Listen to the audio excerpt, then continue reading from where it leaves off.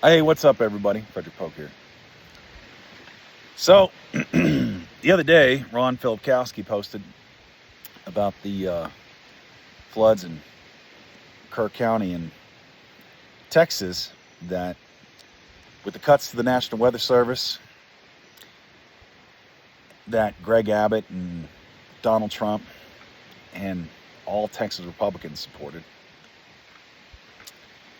and Tanoa, and them being a red state, Texans got what they voted for. Now, of course, he landed in some hot water for that. He got told what he could do with it by a lot of Texans and blue state Democrats and non-MAGA voters. I understand what Ron was trying to say, even though if it was probably indelicate. So I'm going to give Ron the benefit of the doubt, especially with all the good work he's done. But he did rightly get told by folks what he could do with that. But here's the deal. This is how I kind of parse it out. If you're an individual and you're MAGA and you're suffering because of what you voted for, then that's your find out phase. And if part of that find out phase doesn't cause you to leave the cult or leave Daddy Trump, don't expect the Democrats that you've maligned and called all kinds of names, and when your leader stands up and says he hates us, that we're un-American, that we're socialist, that we're this, that we're that, and every bad name he could think of, don't expect us to come help you out. But when it comes to a state and the people within that state, there are no red states, there are no blue states. Because in a lot of those red states, they're red only because of gerrymandering. Lack of polling places, lack of infrastructure, lack of mail-in balloting, lack of support services that are needed for a healthy, functioning democracy. And even if with all that they voted in the majority, let's say by 80%, there's still 20% of folks that didn't vote for this.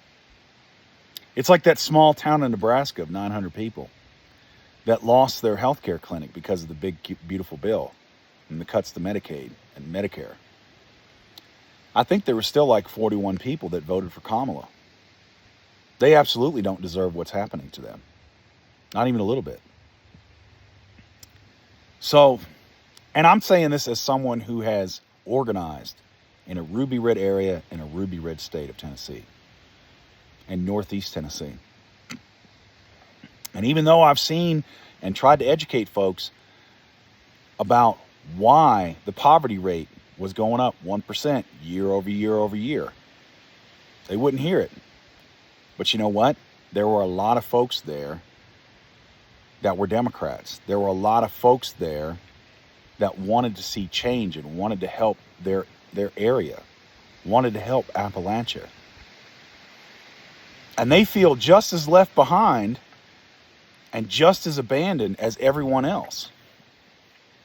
So we got to be careful when we start maligning red states. It's fine to malign the governor. It's fine to heap all kinds of scorn on their political leaders. They absolutely deserve it.